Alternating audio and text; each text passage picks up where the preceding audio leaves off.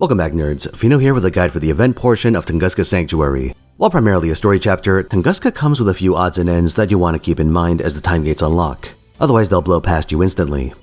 Some of the time gates unleash raids, which are glorified loot piñatas. The skill gems in QP might not seem all that interesting to someone coming out of the Christmas lotto, but they do drop a wide variety of other skill materials.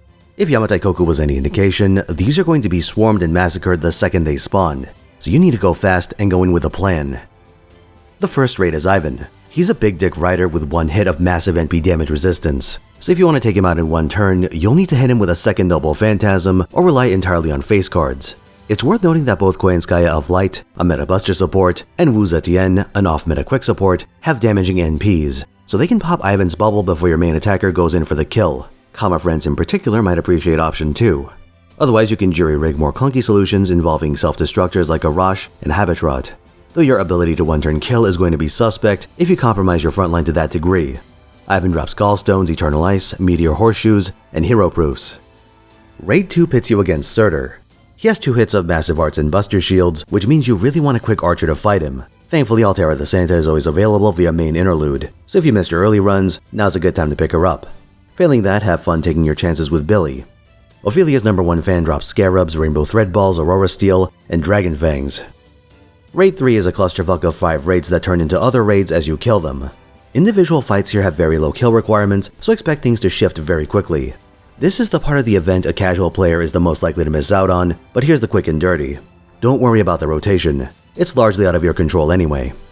The Yakas drop Warhorse Horns and Bullets. They have evasion, so bring Sure Hit or Invuln Pierce. The Brilliant Summer and Royal Brand Mystic codes can provide that if you don't have someone with it baked in like Ibuki or Summer Ilya. The Tiger Tank drops Reactor Cores and Fluid. It skill seals your frontline and locks you out of swap effects. Bring a Cleanse Mystic code like Atlas or Halloween Royalty, along with a full frontline Cleanse servant like Asclepius, Rider Martha, or Santa Nightingale. After that, it's just a matter of having a good single target Lancer. Melusine has an event bonus, but Kagetora will get things done in a pinch. The Kali raid drops Black Beast Grease and Arrowheads of Malice. It nerfs your attack and NP gain, but they're berserkers with relatively low HP, so just hit them with your best AoE. Cerberus is a rider that fully charges its own Noble Phantasm, so you have one turn to take it out. Otherwise, you'll need protection effects. Be aware that as part of its regular skill set, Cerberus's NP applies Skill Seal and it has NP Seal on a spammable skill, so long fights are going to get very annoying. Cerberus drops Fragments of a Twinkling Star and Fool's Chains. There's this freaky assassin enemy that you've never seen before. It has a 10k guts, so you'll need 2 NPs to do the trick in a single turn. These LWB M8s, as they're called, drop Lanugo and Yggdrasil Seeds. The last of the Swarm raid bosses is the HWB M8. It's a single ruler with a moderate defense buff. The nasty part is that it purges buffs on whoever hits it with a Noble Phantasm. Luckily, there are a number of relevant servants with defense ignore. Kintoki, Lubu, Nakayoshi, Mysterious Ranmaru X, and Alter Ego Kiara. That last one doesn't have traditional class advantage and instead benefits from a unique Nega Saver passive, which amps their damage against rulers. If you're worried about your damage, try putting their NPs last in a Brave Chain. The NP is what sets off the reactive purge, so you'll have your buffs for the first 2 hits as well if you do it this way.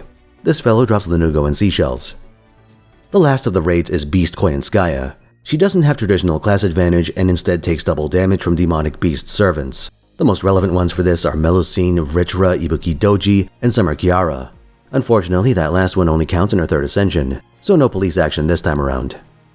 Despite her having upwards of 1.7 million health, this is primarily an AoE encounter. The reason is that Koyan herself drops Mirrors, Scales of Fantasy, Night Metals, and Snake Gems, but the side mobs have their own drop tables that include Spirit Roots, Bells of Absolution, Divine Wine, and Giant Rings. Therefore, getting maximum value from this raid means 3-turning it instead of dive-bombing Koyanskaya on turn 1. These side mobs are Lancers and Casters, so keep that in mind if you plan on using an alternate main attacker. If you're low on apples, save your shots specifically for this last raid. It drops Lost Belt 6 materials, which are kind of a pain to farm up normally.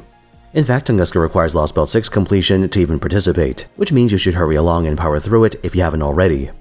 Blue cubes are back in the Mana Prism shop, so you can use those if you're having trouble fighting Totoro. As for Tunguska's story, don't worry about it. If you want to skip it to go straight to the raids and, quote, read it later, odds are you won't be missing much. Rumor has it that Tunguska is written by the same person responsible for Heiankyo, so I'm not holding my breath on the quality front. If you need a leg up in the damage department, Tunguska does have event damage craft essences. The bad news is that they're all in the gacha. The 5-star CE only caps out at 100% once its limit broken, so it's honestly not the end of the world if you skip on them. but if you do end up getting some, they give a party-wide bond bonus for the raids. As for the featured servants, I already have a guide for Dobrynia and I'll be doing one for Taigong Wang. In fact, I'll link the former right here. Thanks for watching. Like if you found this helpful, subscribe for more, and come watch me at twitch.tv/Finotaisen where I stream every week, 3 p.m. Pacific time. This Sunday in particular, I'll be rolling for the Tunguska newcomers, so stop on by if you want to see that in action.